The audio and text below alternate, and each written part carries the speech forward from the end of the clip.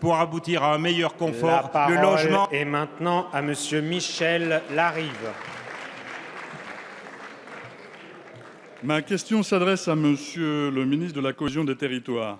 Depuis le 1er avril, la France, 6e puissance économique mondiale, expulse des familles entières de leur logement pour des raisons printanières. On appelle cela la fin de la trêve hivernale ou pluviale ou cyclonique pour les ultramarins. Monsieur le ministre, la crise du logement existe été comme hiver. Le rapport 2018 de la Fondation Abbé Pierre prévient que tous les indicateurs sont au rouge. En 2015, les expulsions ont augmenté de 25%.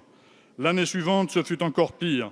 Entre 30 et 45 000 ménages ont été jetés à la rue, dont 15 222 expulsés par des huissiers avec le concours de la force publique et le plus souvent sans solution de relogement ou d'hébergement. Derrière ces froides statistiques, ce sont des êtres humains sous pression que vous installez dans la détresse.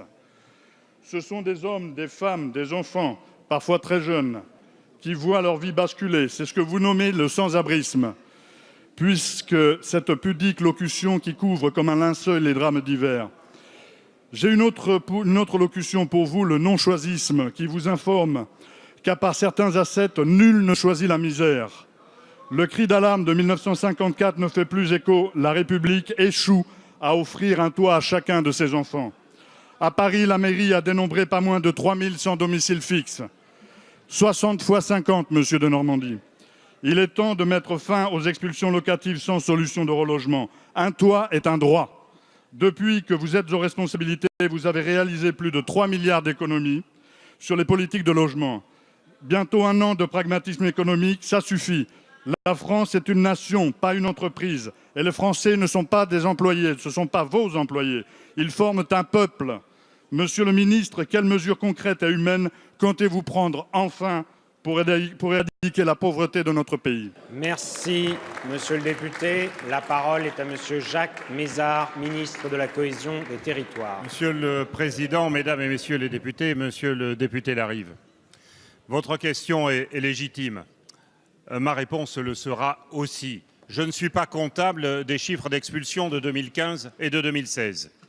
Ce que je constate dans ce pays, c'est que, contrairement à ce que vous venez de dire d'ailleurs, il y a eu une légère diminution du nombre des expulsions réalisées. Mais c'est encore trop. C'est effectivement 15 000 sur les derniers chiffres que nous avons. C'est encore trop. Que faisons-nous par rapport à cela? D'abord, j'ai réuni le 9 mars l'ensemble des associations justement sur ce sujet de lutte contre les expulsions, de prévention des expulsions, pour mettre en place 52 mesures. C'est beaucoup. Nous avons un objectif là qui est commun, tous ici, c'est de faire en sorte que nous intervenions le plus en amont possible. Parce qu'une expulsion, elle existe quand les dettes, les impayés se sont accumulés. Et le processus que nous mettons en place avec tous les acteurs de terrain, c'est d'intervenir le plus en amont possible. Aussi dans le projet de loi Elan, de mettre en harmonie la procédure devant le tribunal d'instance et la procédure de surendettement, parce que les deux mènent des voies parallèles qui se rejoignent rarement et nous avons besoin là de cohérence juridique. Notre volonté, c'est la même, c'est de limiter ce nombre d'expulsions, c'est de fournir dans ce pays davantage de logements, de faciliter le travail de tous ceux qui construisent dans ce pays pour apporter davantage de logements, davantage de confort. Mais de grâce, pas de procès d'intention, il y a suffisamment de procès. Merci, monsieur le ministre.